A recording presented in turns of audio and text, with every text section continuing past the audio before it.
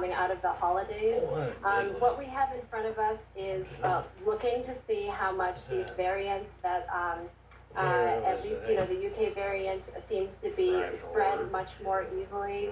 And then the other variants coming out will really look to see what the impact is in terms of not only how easily it's transmitted, but also whether it changes severity of disease or whether it changes the efficacy of these vaccines. But no matter what, the key thing about variants is they really thrive on the element of time. We give viruses more time to mutate, and they will do that because they are survivors. So the faster we move on vaccines, the better we are at interrupting the chain of viruses from person to person with really good mask wearing and social distancing. Those are the things that still will win against this virus, no matter which variant we're talking about.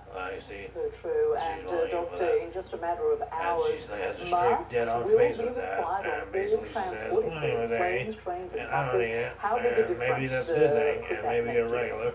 And maybe that's it. Well, this feels like something that is necessary and is long overdue. But you have no arbor. Just trying to interrupt the virus in places where people congregate so that they can go about their daily business, which we are desperately trying to get back to.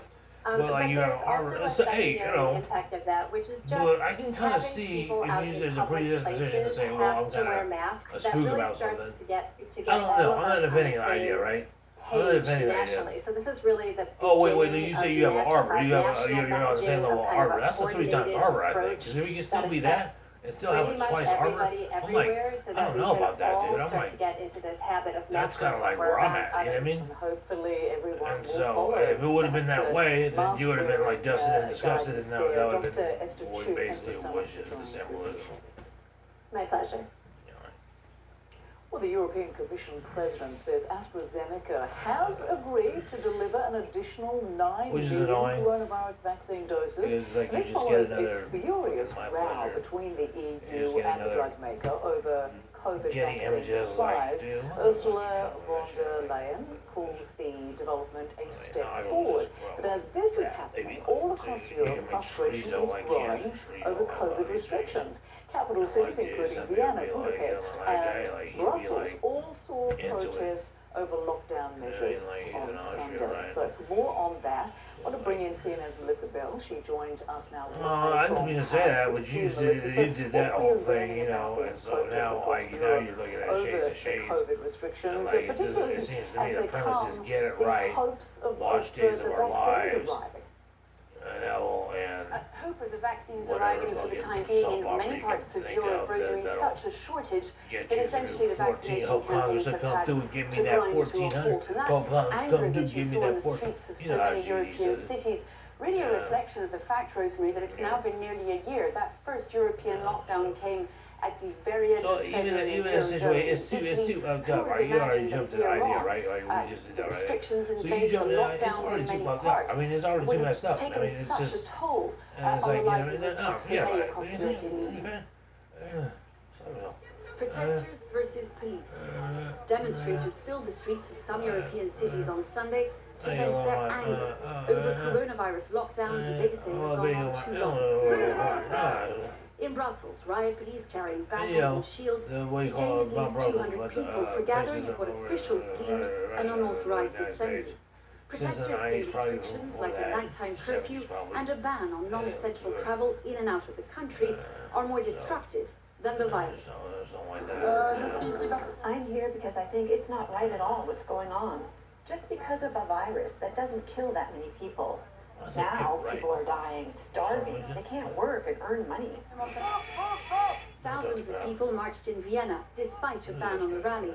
The crowds waved Austrian flags, some calling for the government to resign as the country endures its third lockdown. We have to get rid of these nonsensical coronavirus measures, which are just destroying our economy and everything and don't make any sense. Restaurant workers in Budapest understand what you're talking about, man. as their own businesses remain empty. They say their livelihoods have been ruined because they can only serve takeout, which amounts to a fraction of what they need to survive. So far, authorities have avoided the escalation of protests seen last week in the Netherlands, where police turned water cannon and tear gas on rioters, who police say set off fireworks through stones and looted stores. Seems officials don't want repeated with police in many protest cities out in full force. Now, in so many European countries at the moment, grocery authorities are saying that the restrictions are beginning to have an effect. It's the case here in France. Authorities say they're really hoping to avoid that third lockdown here.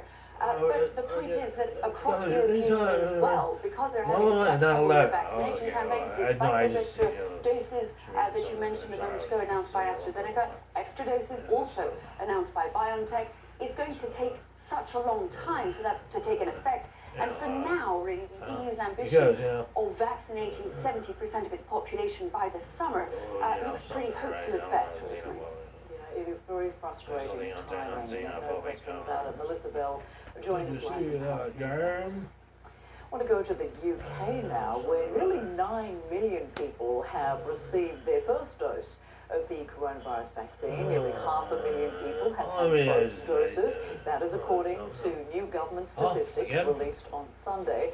The country is currently giving vaccines to the elderly, those with serious underlying health conditions, and frontline health and social care workers. So let's turn to CNN's Salma Abdelaziz. She is tracking this story for us live from London. Joins us now. Good to see you, Salma.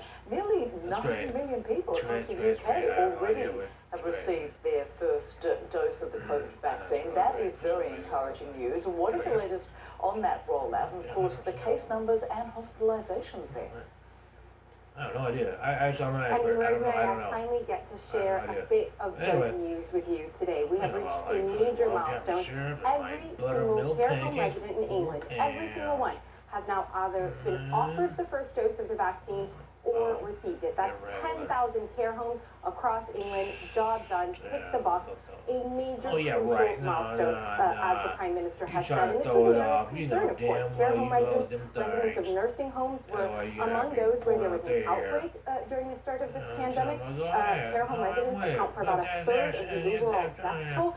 So yes, this was an area that the government prioritized. They wanted to see all of these care home residents vaccinated by the end of January. That has happened on time. It means the program overall is on time. And again, another major milestone over the weekend on Saturday. There it is. I heard it. 1,000 people vaccinated, getting their first dose in a single day. So a sense that this vaccination program is really moving at speed now. Breakneck speed to get as many people vaccinated as possible. Again, the focus is on the key priority groups, 4 priority groups, care home residents, that's done, extremely clinically vulnerable, those over 70, and all frontline staff.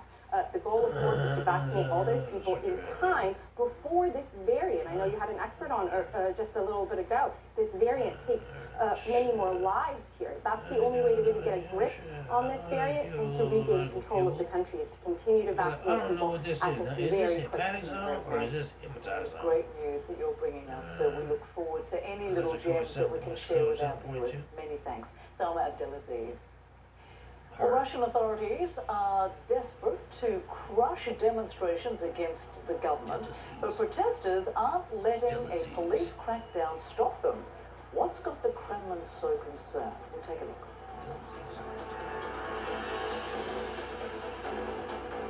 My plaque psoriasis, the itching, the burning.